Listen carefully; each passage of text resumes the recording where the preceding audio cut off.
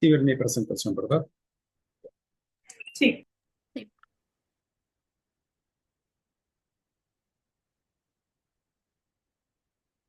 Em, Cada vez que estamos enfrente de un protocolo o de un resultado de investigación, cuando uno piensa qué significa la calidad de una investigación, la invitación para todos ustedes es tratar de al menos revisar estos puntos, estos 6 puntos que les pongo en esta diapositiva. Lo primero es el diseño de la investigación. Si nosotros elegimos el mejor diseño, para una respuesta específica vamos a tener mejores resultados. Y me voy a regresar a la parte de la investigación clínica, que como un ejemplo, el mejor estudio de, en estudios de causalidad debería de ser el ensayo clínico o un estudio experimental. Pero, dado las implicaciones éticas, los dos mejores estudios que hay son los estudios de casos y controles y los de cohortes. Entonces, cuando elegimos esos mejores diseños, en un principio vamos a decir, este es un buen diseño, pero no es suficiente el diseño. Tenemos que además identificar las características de la población de estudio, es decir, los criterios de selección. Si los criterios de selección no fueron los mejores, aunque hayamos seleccionado el mejor diseño, podemos tener problemas. El otro punto relacionado con los participantes es el número de sujetos que incluimos. El estudio puede ser el mejor, las características de los sujetos son las mejores que hay, pero si nosotros no calculamos un tamaño de muestra o bien el cálculo de tamaño de muestra fue poco para el fenómeno que estamos estudiando, probablemente los resultados no van a ser tan buenos. Entonces, a lo mejor el estudio es correcto, pero no vamos a poder comprobar nuestra hipótesis. Entonces, aquí podemos ocurrir en lo que le llamamos error tipo 2 por la falta de número de sujetos. Seleccionemos siempre, necesitamos seleccionar las variables, identificar las variables que requeremos para nuestro estudio, pero utilizando las mejores técnicas de investigación.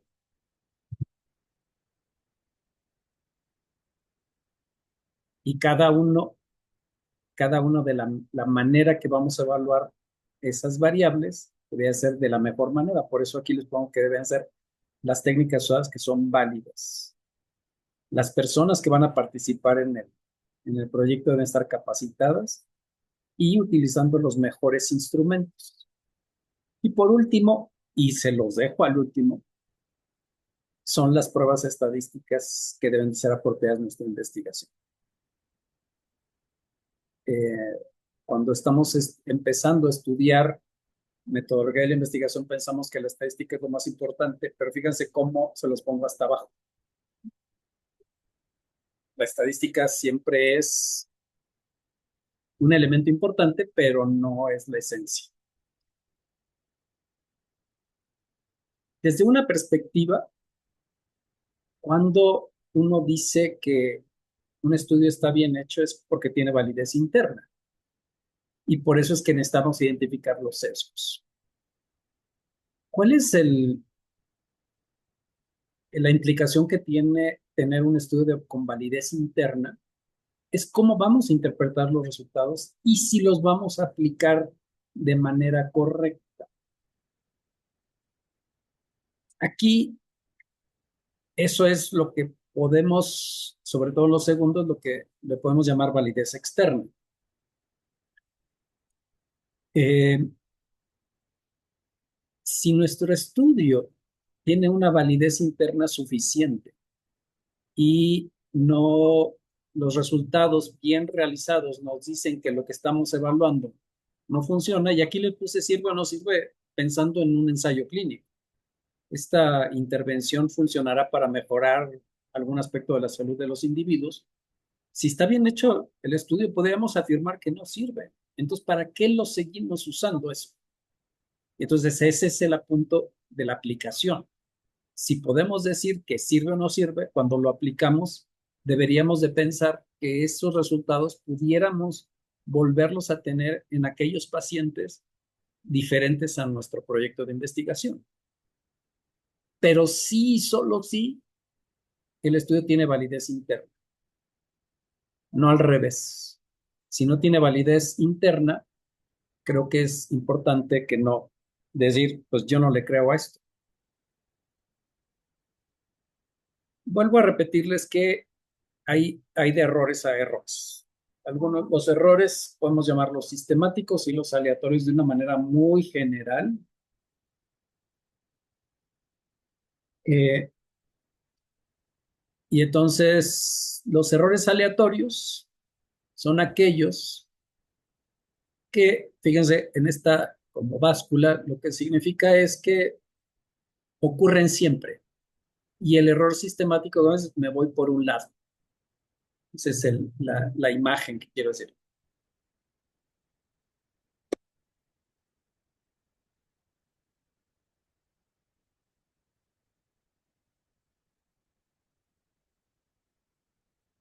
Los errores aleatorios es aquellos errores que se producen por las condiciones normales de los sujetos. Del lado izquierdo, la temperatura eh, puede ser variable de acuerdo al momento que lo tomemos en un individuo, la mañana, la tarde, en la noche, o si tomó algún tipo de bebida caliente o fría. Y entonces, de repente, si no tratamos de ajustarlo y estandarizarlo, ese error aleatorio se puede convertir en un sistema. Y del lado derecho es lo que representa es que la estatura, conforme pasa el día, es posible que sea diferente. Y aunque en el esquema parece que baja mucho la estatura, pues realmente es muy poco, pero puede haber un sesgo en eso, sobre todo si tuviéramos un grupo muy importante de sujetos. ¿Qué dice la Real Academia sobre la definición de un sesgo? La Real Academia, que es el primer concepto aquí está, es la oblicuidad o torcimiento de una cosa hacia un lado o que vaya en otro movimiento. Y es un poco el sentido de esa imagen que les puse ahí. Pero también podemos, aquí lo que les pongo en el segundo punto, es lo que ya está más relacionado con los errores en la investigación. Uno puede ser preferir a una persona o a una cosa y favorecerlas.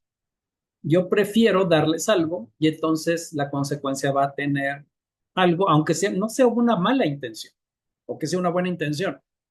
Yo no te voy a aleatorizar porque yo supongo que esto no funciona o que sí funciona, puede ser al revés. Y entonces el proceso de aleatorización ya no ocurre como está programado porque la persona supuso que le iba mejor con una u otra intervención. Entonces eso es un error, aunque tenga una buena intención. Hay otra interpretación de esto y aquí quiero señalar cómo este autor dice que es un defecto en el diseño de investigación.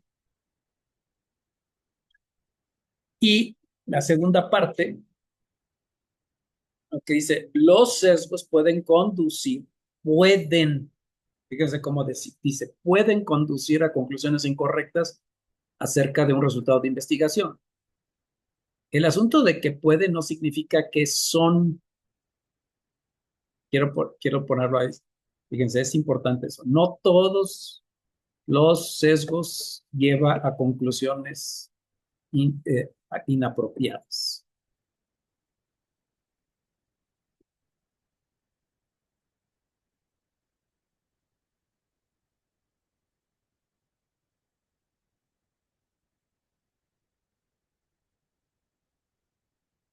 Perdón, pero se me atora la presentación.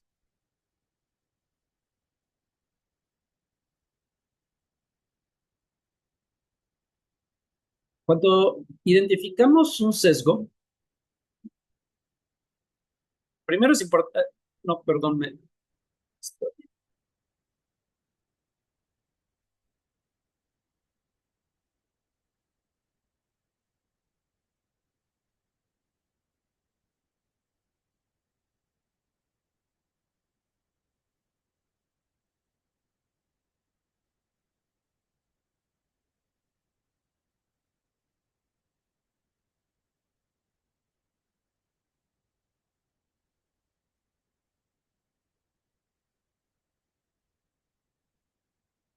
Entonces, cuando identificamos un sesgo, lo tenemos que, tenemos primero identificarlo y luego lo debemos de clasificar o identificar dónde está.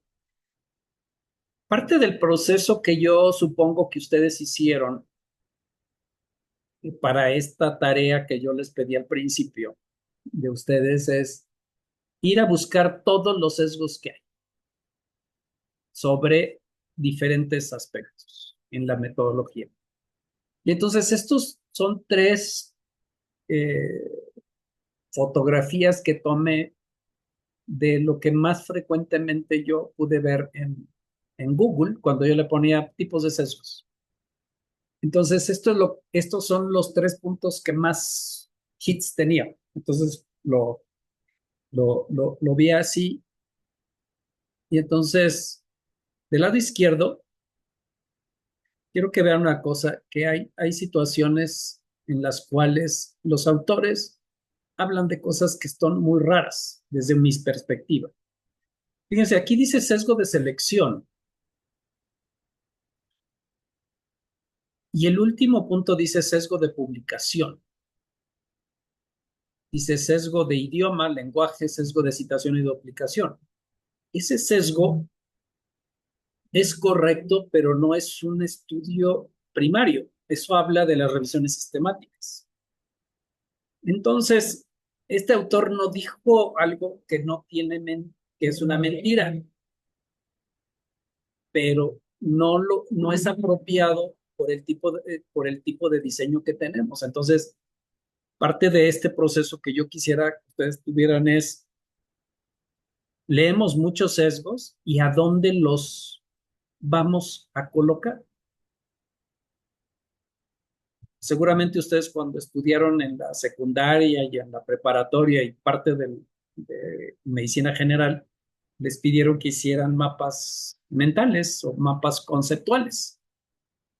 Y entonces, para mí estos son mapas y es lo que yo quisiera que ustedes también tuvieran como mapas y decir, a ver, de lo general de los sesgos ahí está, pero parte de su proceso es que yo quiero que los vayan separando, que no aplica todo para todo, que depende del diseño y depende del propósito de la investigación. Por ejemplo, este que dice, el otro ejemplo que tengo es sesgo de adaptación, compliance. Para mí eso no es una traducción de compliance, para mí es un asunto más de seguir indicaciones. Y la adaptación yo lo puedo ver para otro tipo de diseños. Fíjense, sesgo de procedimiento. Ok, el sesgo de procedimiento, ¿de qué depende? Del observador, del observado y del instrumento. Y entonces, ¿ese de procedimiento a qué se refiere? Eso yo no sé. Deseabilidad social. Efecto Hawthorne. Ese pudiera decir que se llama efecto Hawthorne, pero realmente entiendo por qué lo dijo, pero una cosa es el efecto Hawthorne y otra cosa es lo que yo me quiero decir que yo me adapto más a un tipo de partido político. Si yo estoy entre puros del PAN, pues digo, pues mejor voy por el PAN. Y si estoy con lo de Morena, pues digo que está eso, pero es lo que estoy en mi entorno. Pero el efecto Hawthorne lo que significa específicamente es qué hacen las personas cuando están vigiladas. Y les pongo un ejemplo muy sencillo. Cuando estamos enfrente de los pacientes, ¿cuándo nos lavamos más las manos? Cuando nos dicen que nos están vigilando. Cuando no, a pesar de que debamos de hacerlo, no lo hacemos. Y ese es totalmente diferente, pero sí puedo entender la idea. Pero para mí ya son dos efectos, ya son dos sesgos que son diferentes. El del lado derecho, que ahí están puestos ahí todo, realmente están puestos ahí todos. Y la idea de por qué se los pongo ahí es que pues, si ustedes saben cómo se compila la información de esta como, no sé si sea lo que está pensando una persona, pero es lo que está más más frecuentemente descrito en un grupo de cosas, pero no necesariamente corresponde a alguna cosa. Pero aquí yo lo que les quiero señalar es este punto que dice eh, sesgo de evaluación, que es igual que este sesgo de procedimiento. Luego acá hay otro que dice sesgo de información, que también yo pudiera hacer que ese es el sesgo de procedimiento de este lado izquierdo.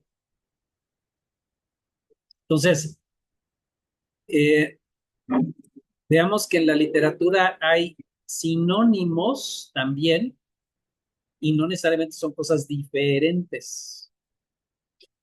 Y acá, este otro que me llamó la atención, porque yo creo que esta es una persona que está más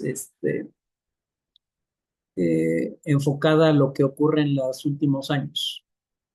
Sesgo del algoritmo, por eso es que, o sea, ¿cómo fue mi procedimiento? ¿Cómo hice mi proceso? Entonces, por eso me llamó la atención que esto del algoritmo el algoritmo son yo entiendo que empiezo aquí, sigo acá, pero utilizarlo como el sesgo del algoritmo me llamó la atención, pero fíjense cómo están los tipos de sesgos. Entonces,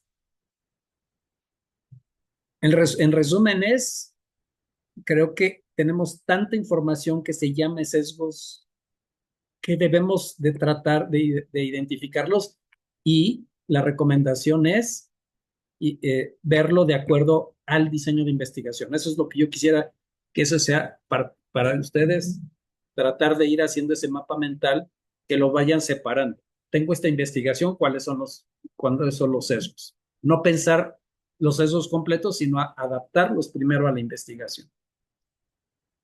Además de identificarlos y saber que existen, uno tiene que pensar cada vez que identifica un sesgo, si es cierto que ese sesgo va a afectar el resultado. Y entonces, parte de lo que yo les voy a pedir para la siguiente semana es que lo que ustedes vayan a decir, este estudio está sesgado, que me digan si realmente es el sesgo cambia el resultado de la investigación. O bien, no lo cambia. Si no cambia el resultado, entonces va a ser un sesgo no diferencial.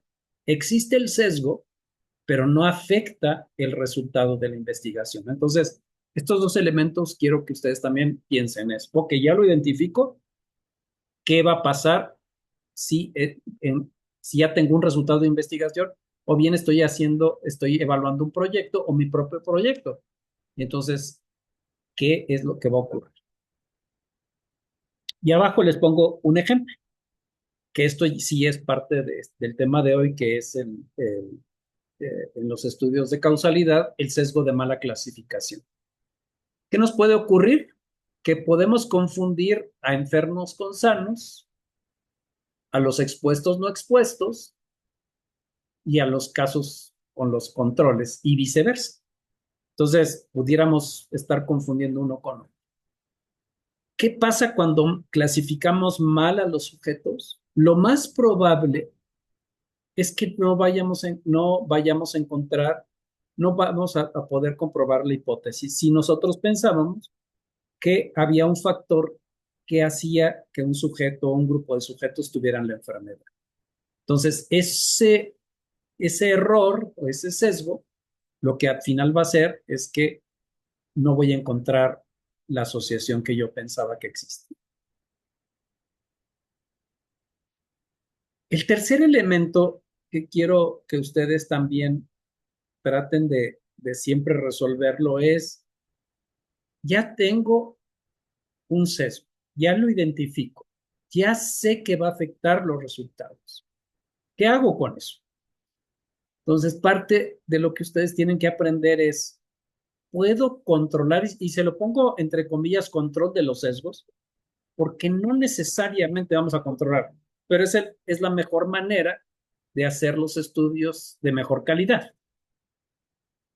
Entonces, lo pongo como control de sesgos, porque eso es lo que habitualmente le llamamos. ¿Cómo vamos a controlar el sesgo fulanito. Entonces, uno es en general por el diseño, es decir, en mi protocolo de investigación, ¿cómo lo voy a cambiar? Y por diseño no estoy hablando del diseño de investigación, estoy hablando de características de los sujetos, de los criterios de selección. Bueno, sí puedo decir el diseño, pero si yo escogí un diseño que no puedo hacer un ensayo clínico y quiero hacer un estudio cuasi experimental, ya no puedo resolver. Y lo segundo será los criterios de selección, mejorarlos. ¿Cómo voy a, las variables, cómo lo voy a hacer de la mejor manera?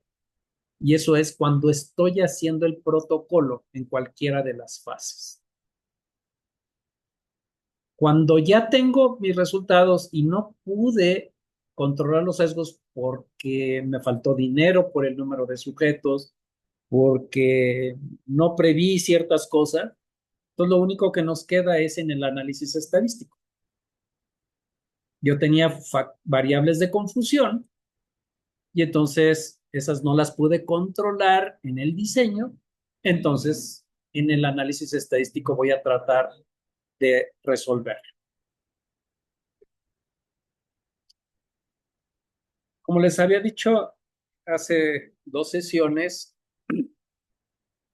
yo quiero que ustedes, para facilitar ese proceso, ese mapa mental que les estoy diciendo, que piensen en 3 momentos de la investigación. Y los momentos son los que están aquí arriba. Inicio de la investigación, durante la investigación y cuando estamos ya obtuvimos nuestros resultados y ya estamos haciendo nuestro análisis.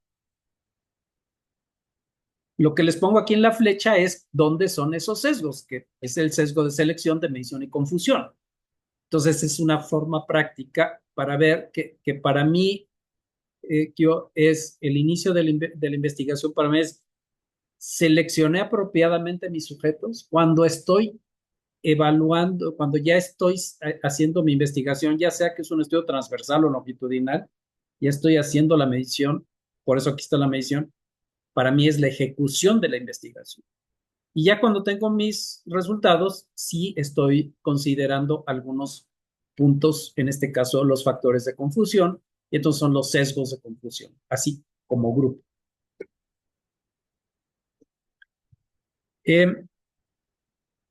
Quiero decirles que prácticamente en cualquier diseño de investigación, en cualquiera, vamos a tener sesgos en la medición. Y esos son los errores aleatorios que si no contemplamos los efectos que puede tener el sujeto, quien hace la investigación, es decir, quien evalúa a los sujetos, o el instrumento de medición, entonces vamos a tener un sesgo. Entonces, todos los proyectos de investigación tienen la posibilidad de tener sesgos. Y en realidad, para mí, todos son sesgos de medición si es por el instrumento, si es por el personal o por el sujeto. Entonces, hay un sesgo en la medición de la obesidad porque no tomé en cuenta que tenía que tener una báscula calibrada. Por el personal que participó porque tenía 3 personas que lo iban a hacer y no verifiqué su variabilidad intra o interobservador. Y si fue por el sujeto, es que yo cuando no preví que tenía que decirles a los sujetos que tenían que no haber comido en las últimas 8 horas. Y cuando no lo hice esas 3 cosas, entonces tengo un sesgo en la medición. Y entonces, para mí están esos 3, pero puede estar relacionado con cualquiera de estos 3 elementos. Pero hay otros sesgos en la medición, como puede ser cuando no hacemos las cosas de manera correcta. Y ahorita lo vamos a platicar esto, y ahí es donde viene, por ejemplo, la ceguedad, que es la manera de tratar de hacer un control de los sesgos. Pero primero tendríamos que estandarizar todas las mediciones.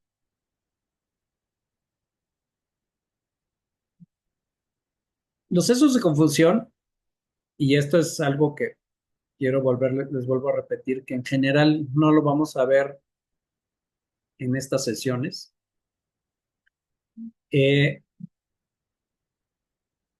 pero ocurre cuando no hacemos un análisis apropiado, siempre y cuando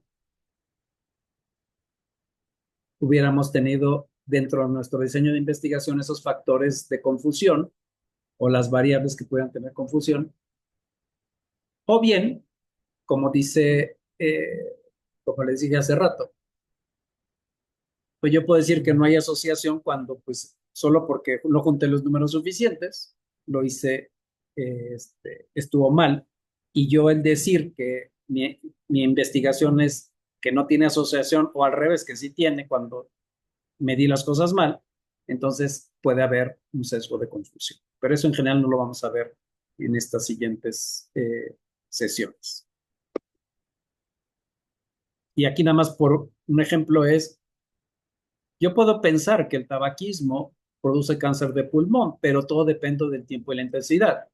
Si no lo tomamos en cuenta, no lo medimos en nuestra investigación, que es esta flecha que está aquí en esto, el sesgo de medición, entonces, si no lo vi, no lo medí bien, no lo evalué, no lo registré, entonces ni siquiera puedo, en el análisis lo puedo resolver, porque si no lo tomé apropiadamente, pues entonces no lo puedo analizar.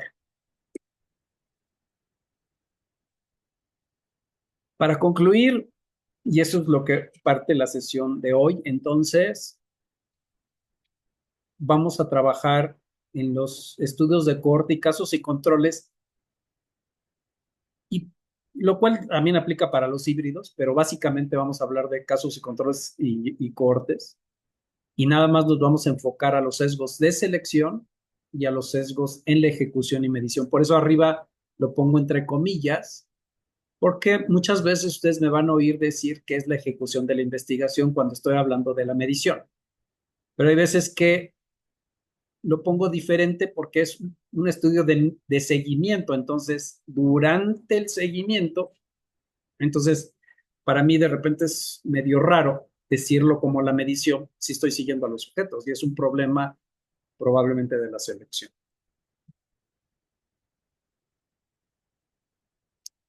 Con esto concluyo.